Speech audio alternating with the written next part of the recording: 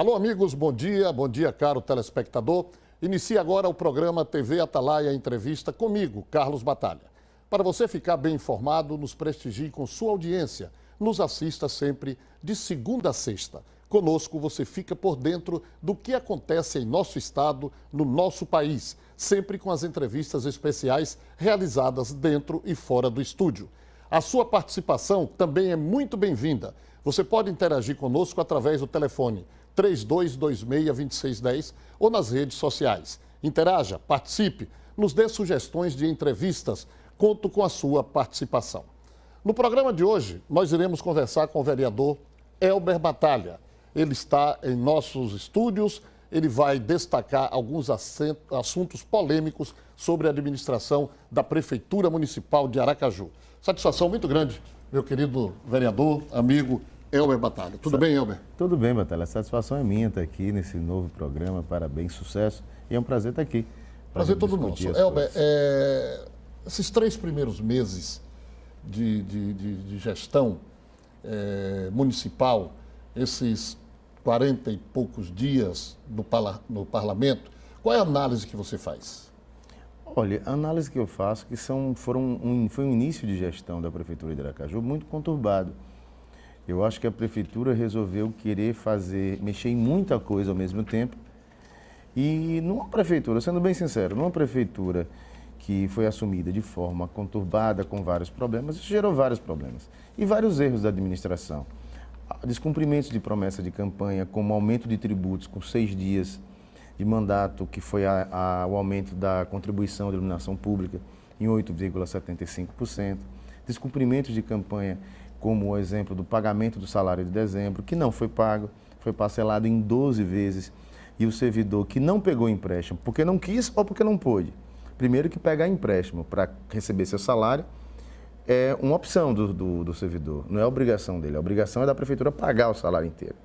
E teve o servidor que não pôde pegar esse empréstimo, porque servidor que tinha mais de 70 anos de idade, o banco não emprestou. Servidor que tinha dívida com bancos, não emprestou. Servidor que tinha reparcelamento de dívidas anteriores, foi negado o empréstimo. Então, esses servidores não tiveram esses salários adquiridos.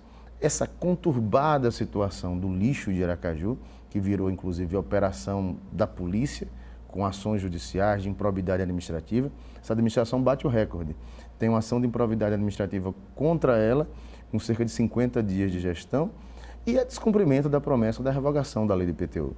Então, eu lhe reconheço que às vezes a gente quer mais fazer intenções propositivas, mas a cada semana que nós chegamos no parlamento é uma nova confusão gerada pelo Executivo. O vereador Elber, a derrota para Edivaldo Nogueira em 30 de outubro já foi digerida pelo seu agrupamento, pelo PSB, pelo deputado Valadares Filho, porque, segundo se comenta, vocês já comemoravam a vitória até que de forma antecipada, principalmente depois de uma determinada pesquisa, faltando 3 semanas antes, que dava, se eu não me engano, 19 pontos na frente para Valadares Filho.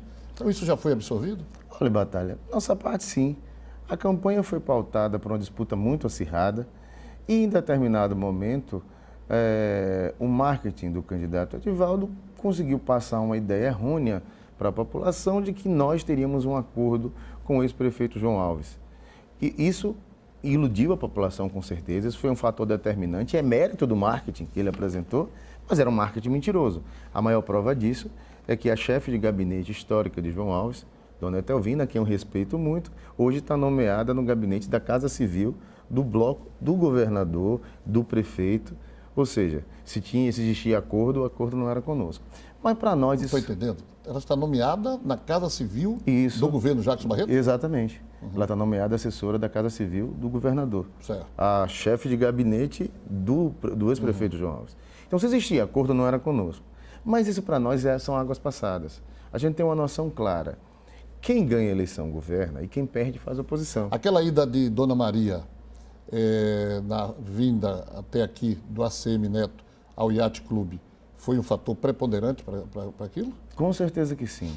Com certeza que sim. E não da parte de Dona Maria, eu acho que tenha sido articulado. Mas pessoas influenciaram para que aquilo acontecesse e não vou também atribuir os erros somente ao outro lado.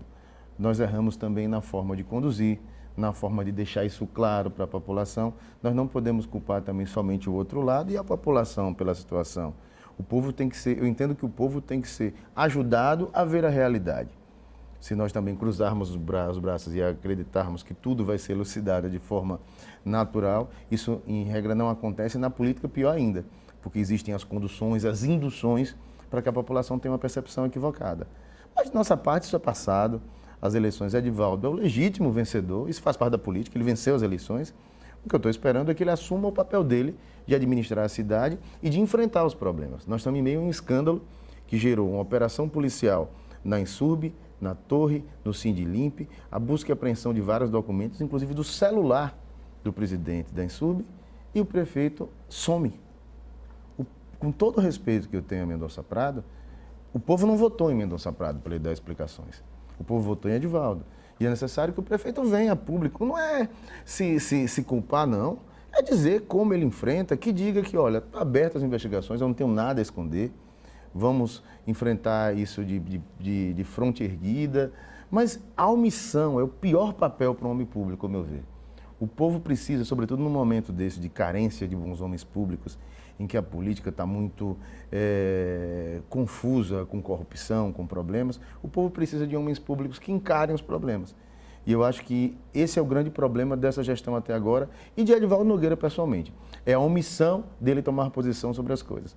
Ele aparece em inauguração, inaugurando escorregadeira, essas coisas todas, mas os fatos principais que afetam a população, como parcelamento de salário, como não revogação de IPTU, como o escândalo do lixo, ele não aparece e coloca outras pessoas, o líder da bancada, o diretor da Insurb, greve dos médicos que se propala aí por vários meses e não se resolve, bota o secretário Jefferson à frente, mas não enfrenta os problemas claramente. Muito bem, nós estamos conversando aqui com o vereador Elber Batalha, que é líder da oposição na Câmara de Vereadores de Aracaju. Mas, Elber, a população também participa do nosso programa e a gente abre espaço agora para que a população possa formular algumas perguntas para o vereador Elber Batalha. Vamos então conferir a primeira pergunta. Meu nome é Vitória Cristina, sou daqui da Palestina. Queria fazer uma pergunta ao vereador. Por que o IPTU ainda não foi revogado? Olha, isso é uma ótima pergunta. Por que Edivaldo ainda não revogou o aumento do IPTU? Simplesmente, ao meu ver, porque ele não está cumprindo mais uma promessa de campanha. As frases de efeito que ele dizia era: eu já provei que sei governar sem aumentar impostos. Pegue aí o Diário Oficial do dia 6 de janeiro, que a primeira coisa que ele fez foi aumentar a contribuição de iluminação pública em 8,75%, mais até do que a inflação. E, pelo que eu tenho conhecimento, ele montou uma comissão para estudar a questão do IPTU, mas o que ele propõe com essa comissão, pelo que eu já tive conhecimento nos bastidores, é não aumentar mais os 30% anualmente até 2022, como estava na lei originária. Mas essa revogação parcial, o ex-prefeito João Alves já fez. Foi um dos últimos atos de João Alves como prefeito, foi um decreto suspendendo esse escalonamento. O que se precisa fazer é uma reavaliação da planta imobiliária. Eu já protocolei, eu contratei um grupo, um escritório especializado em direito tributário e urbanístico, um escritório de São Paulo que tem filial aqui em Sergipe, com técnicos, advogados renomados, com doutorado, mestrado na área. Eles elaboraram um ótimo projeto, um projeto tecnicamente bem estruturado, e nós já apresentamos, se tornou o projeto de lei complementar número 1/2017, que já tramita nas comissões de Constituição e Justiça e Finanças, que é presidida pelo nosso querido Tiaguinho Batalha lá na Câmara. Então, de nossa parte, nós já fizemos a nossa missão quanto a isso. Existe o projeto tramitando e nesse projeto o que eu faço? Além de estipular o estancamento desse escalonamento, nós precisamos também restabelecer a justiça na planta imobiliária de Aracaju. Tem gente que está pagando o justo? Tem, mas tem gente que foi muito injustiçada nesse processo.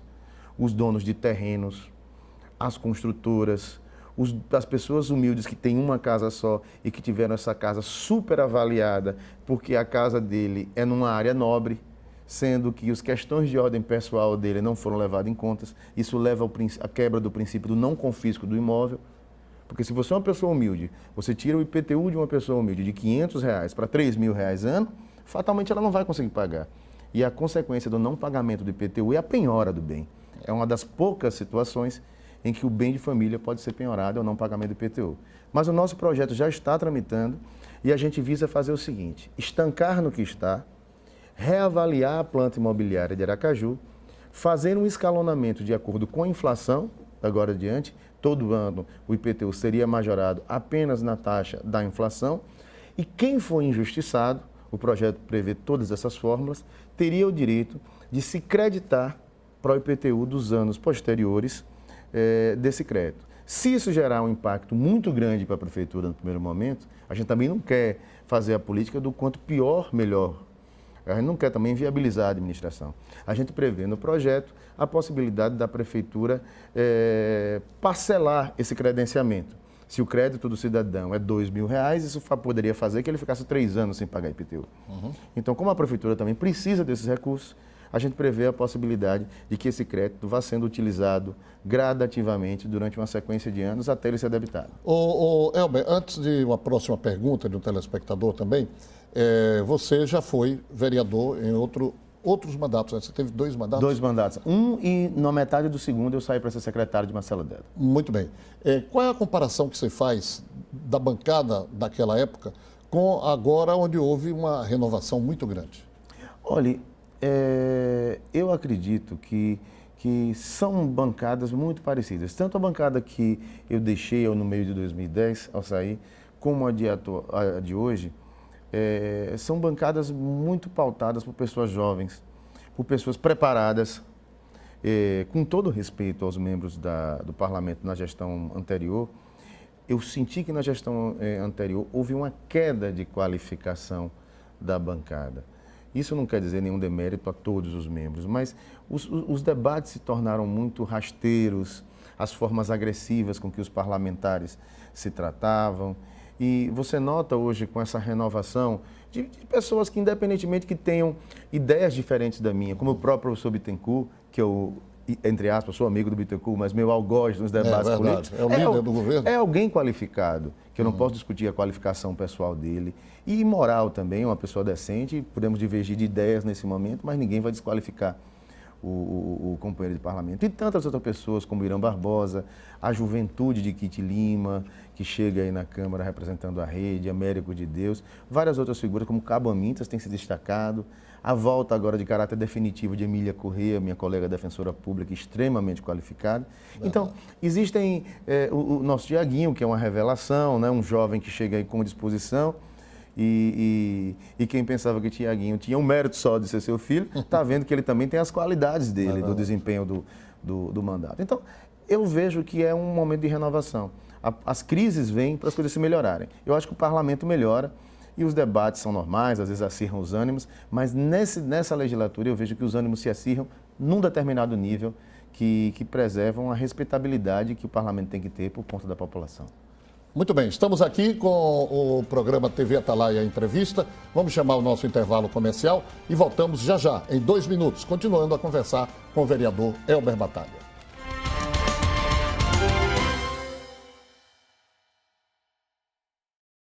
Muito bem, de volta aos estúdios aqui da TV Atalaia, a gente continua com a entrevista com o vereador Elber Batalha. Olha, a semana que passou, o assunto mais quente foi a questão da CPI do lixo. Mas me parece que a respeito dessa questão nós temos, inclusive, uma pergunta. Vamos lá.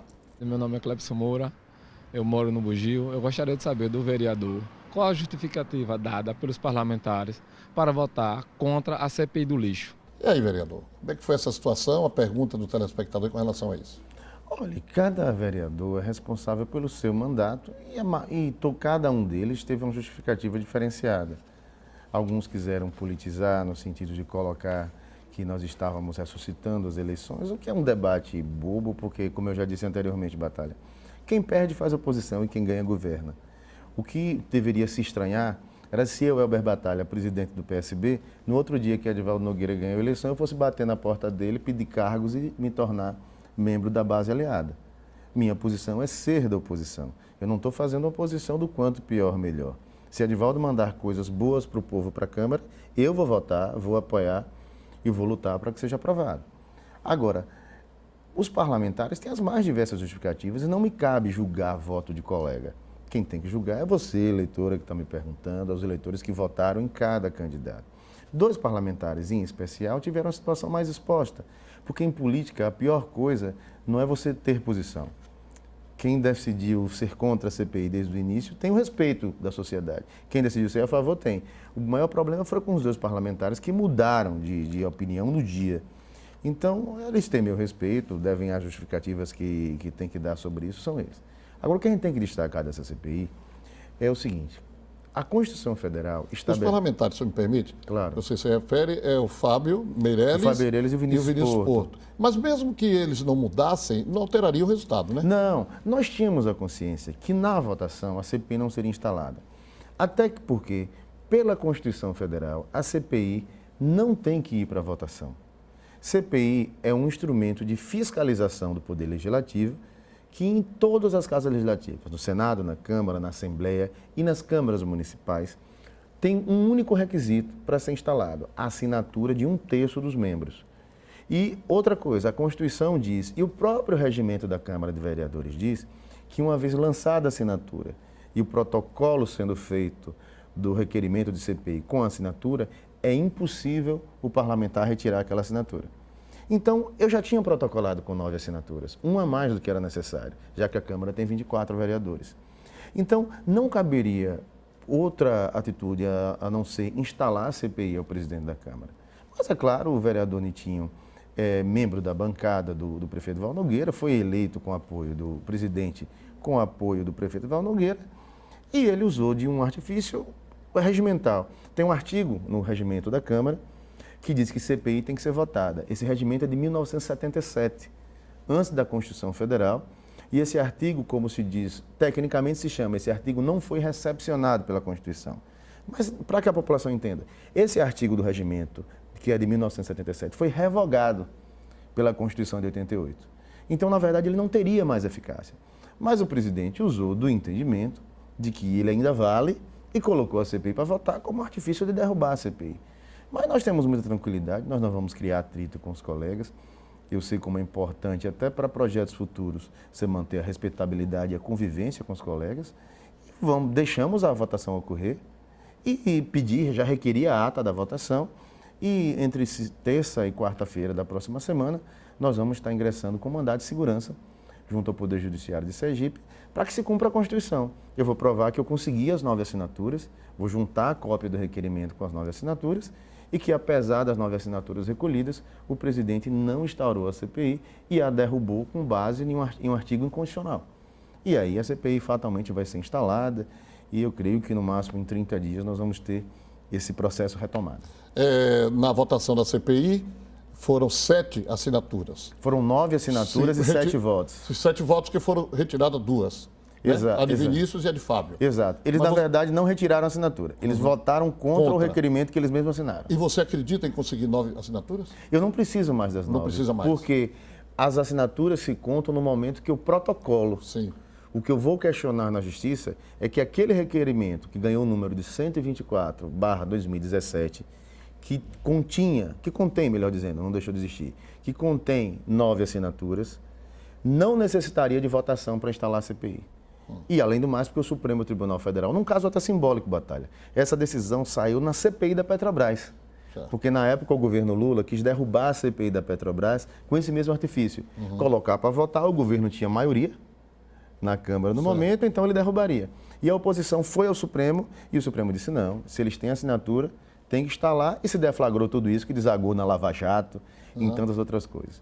Então, é um entendimento pacífico, por isso a gente tem muita tranquilidade. Muitas pessoas até me perguntam, você está tão tranquilo? Eu digo, olha, não me cabe debater voto de colega, desmerecer quem votou a favor, quem votou contra.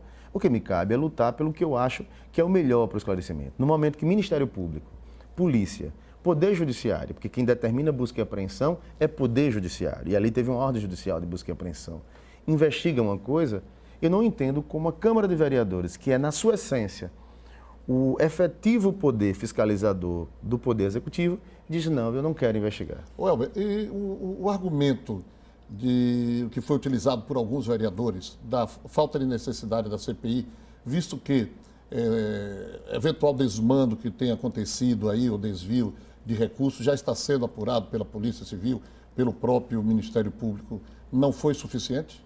Se nós agirmos com essa justificativa, nós não vamos fazer mais nada de fiscalização. Porque você sabe que existe no Ministério Público uma Curadoria da Saúde para fiscalizar a Secretaria de Saúde do município.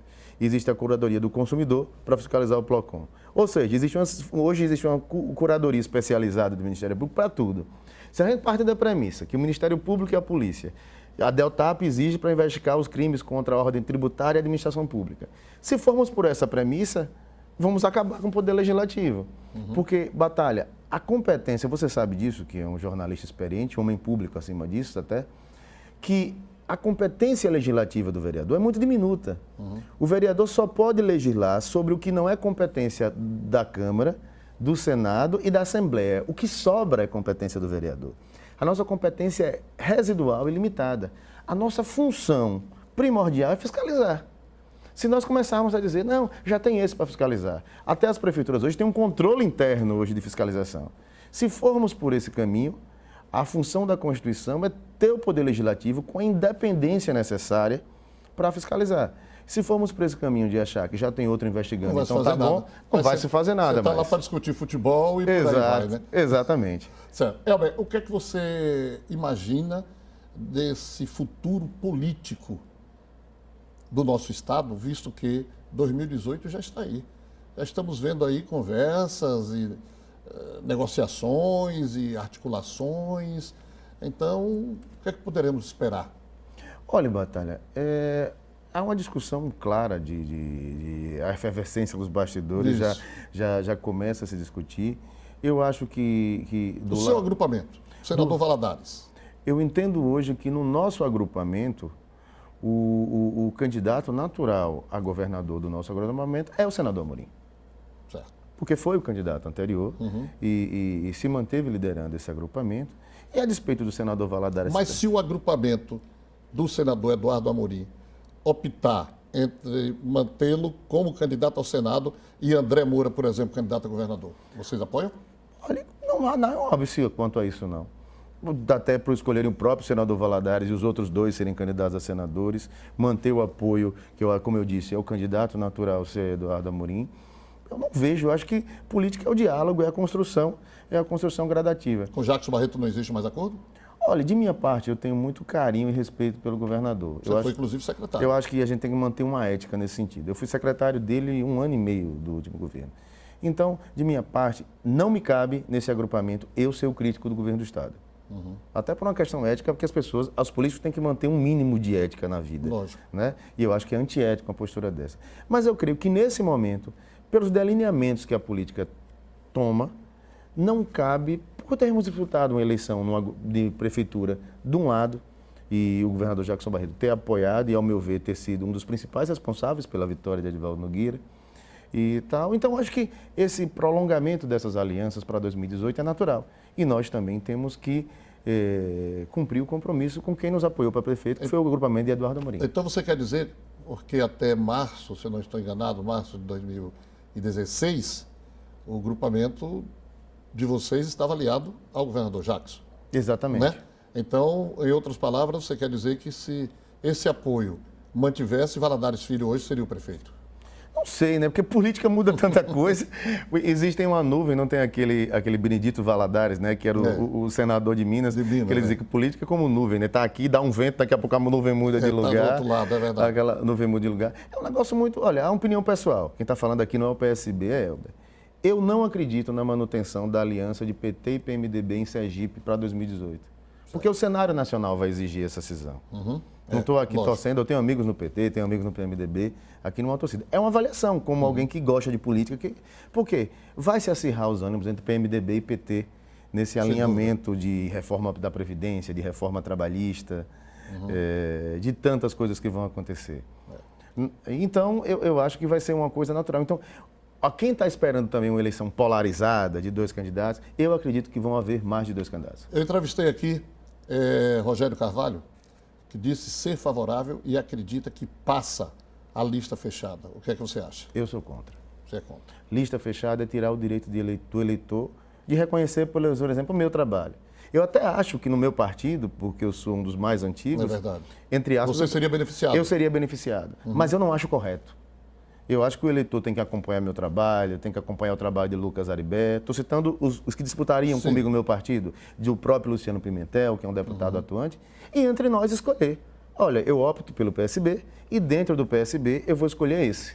Porque na lista fechada, que muita gente não está entendendo ainda, você não vota no nome, você vota Exato. no partido. Você vota no partido. Agora, o partido internamente faz opção. Elber Batalha é o primeiro, exato. Luciano Pimentel é o segundo, exatamente, terceiro, por ou aí vai. vice-versa. Então é o seguinte, você às vezes... Quando atingir o coeficiente, aí faz 1, ou 2, ou 3. E esse é um grande questionamento que se fala, que a defesa da lista fechada é para salvar o mandato dos denunciados da Lava Jato. Porque o que é que vão fazer? Vão botar um ficha limpa em cima e logo depois os demais. Eles trabalham nos bastidores com seu poder de articulação para a legenda ter muito voto, puxada pelo ficha limpa, e aí eles conseguem manter a elegibilidade, o que poderia comprometer, por exemplo, num momento como esse, botar alguém que está respondendo a muitos processos. Nominalmente ele pode não ter o voto, mas na lista ele é protegido pelo cabeça e ele sequer aparece na campanha. Mas quando sai o resultado, elegeram 5, ele está lá, o terceiro, o quarto, o quinto, totalmente eleito. Eu sou contra a lista fechada. Muito bem. Nós estamos chegando ao final do nosso programa de hoje, TV Atalaia Entrevista, e o nosso entrevistado especial foi o vereador Elber Batalha, líder da oposição na Câmara de Vereadores de Aracaju. Vereador, muito obrigado pela presença, tá? Eu que agradeço, Batalha. Sucesso aí no seu programa. Satisfação muito grande. Bom, com essa nossa conversa com Elber, eu encerro o TV Atalaia Entrevista de hoje. Fiquem agora com o Balanço Geral Manhã, com o querido companheiro Fábio Henrique. Eu volto amanhã com mais entrevistas especiais. Até lá.